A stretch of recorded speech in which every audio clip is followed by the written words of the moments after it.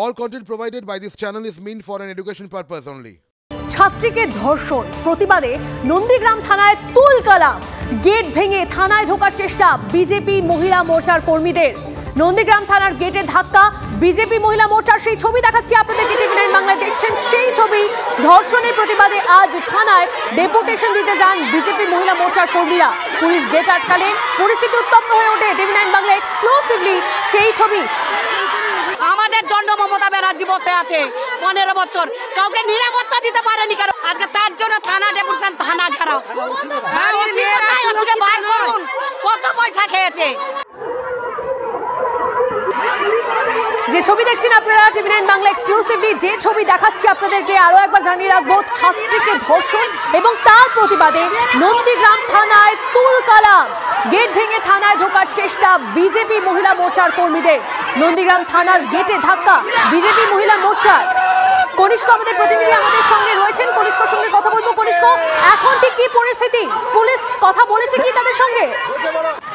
দেখো, পুলিশ কিন্তু এই উত্তেজিত মহিলা বিজেপির যে মহিলা মোর্চার নেতৃত্বরা আছে তাদের সঙ্গে কথা বলার চেষ্টা করছে, কিন্তু মহিলা মোর্চার নেতৃত্বরা তারা কিন্তু তাদের যে এজেন্ডা, অর্থাৎ মহিলা নন্দীগ্রামের মতো জায়গায়, এরকম একটি জায়গায় সেখানে কিন্তু রাজনৈতিক টানাপোড়েন সবসময় লেগে থাকে। ফলে এই বিক্ষোভকে ঘিরে রীতিমতো উত্তেজনা সৃষ্টি হয়। পুলিশের যে ব্যারিকেড, অর্থাৎ নন্দীগ্রাম থানার যে গেট, সেই গেট ভেঙে মহিলা মোর্চার নেতৃত্বরা থানায় ঢোকার চেষ্টা করে। তাদের একটাই দাবি যে পুলিশ কেন নিরাপত্তা দিতে পারছে না, প্রকৃত ধর্ষকদের ঠিকমতো কেন ধরল না, এর পেছনে আরো কারা কারা রয়েছে, এদের কোনো টিম রয়েছে কিনা, এই ধরনের সমগ্র একাধিক দাবি নিয়ে তারা প্রতিনিধিমূলক ভাবে প্রথমে ডেপুটেশন দিতে চায়। পুলিশ যেহেতু ডেপুটেশনটা প্রথমে নিতে অস্বীকার করে, তারপরেই কিন্তু এই যে বাকবিতণ্ডা তৈরি হয় এবং উত্তেজনার পরিস্থিতি তৈরি হয়। চল্লিশটা বেশ নজর রাখো কনিষ্ক। যে ছবি আপনারা দেখছেন টিভি9 বাংলা এক্সক্লুসিভলি, নন্দীগ্রাম থানায় তুমুল বিক্ষোভ এবং বিজেপি মহিলা মোর্চার সেখানে যখন গেট ভেঙে থানায় ঢোকার চেষ্টা করে তখনই এই বিক্ষোভের সূত্রপাত হয়। বিজেপি মহিলা মোর্চার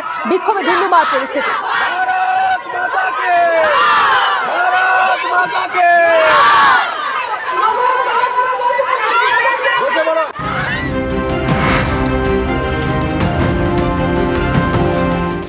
এই মুহূর্তে আরো একটা খবর আপনাদেরকে দিয়ে রাখি। ট্রেনে বাড়ি ফেরার পথে পরিযায়ী শ্রমিকের রহস্য মৃত্যু। বেঙ্গালুরু থেকে বাঁকুড়ার কোতুলপুর ফিরছিলেন ওই যুবক। ট্রেনে ফেরার পথে অন্ধ্রপ্রদেশের টুনি এলাকায় রহস্য মৃত্যু। বেঙ্গালুরুতে মার্বেল মিস্ত্রি হিসেবে কাজ করতেন এই কুরবান খান। বেঙ্গালুরু থেকে ফেরার পথে ট্রেনেই মৃত্যু হয় তাঁর। ফোনের সূত্র ধরে পরিবারের সঙ্গে যোগাযোগ করে রেল পুলিশ। ট্রেনের ভিতরে কিভাবে মৃত্যু, এই প্রশ্ন উঠছে এবং তদন্তের দাবি মৃতের পরিবারের। হিরক আমাদের প্রতিনিধি আমাদের সঙ্গে রয়েছেন। হিরক, এখনো অবধি ঠিক কি আপডেট পাচ্ছ এই খবরের?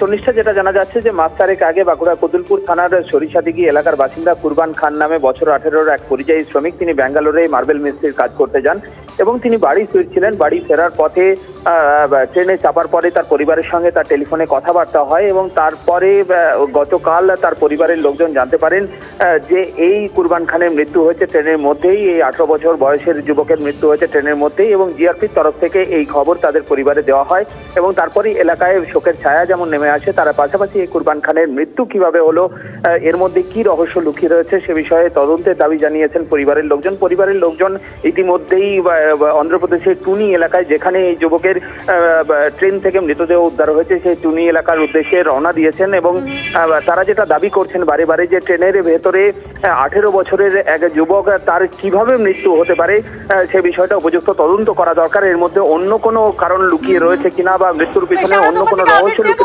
পরবর্তীকালে আপাতত ধন্যবাদ।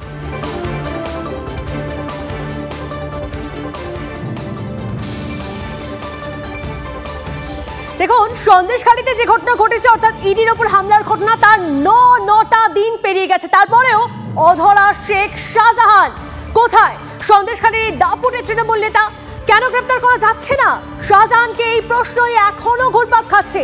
কোথায় বাধা তৃণমূলের এই দাপুটের নেতাকে গ্রেপ্তারে? কার হাত শাহজাহানের মাথায়?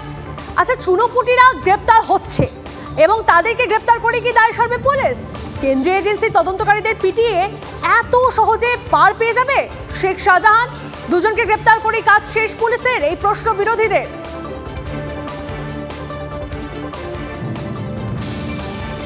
এই নিয়ে বিজেপি রাজ্য সভাপতি সুকান্ত মজুমদার কি বলছেন শুনুন। তাজমহল বানাচ্ছে মনে হয়, তাজমহল বানানো হলে তারপরে আসবে শাহজাহান। তো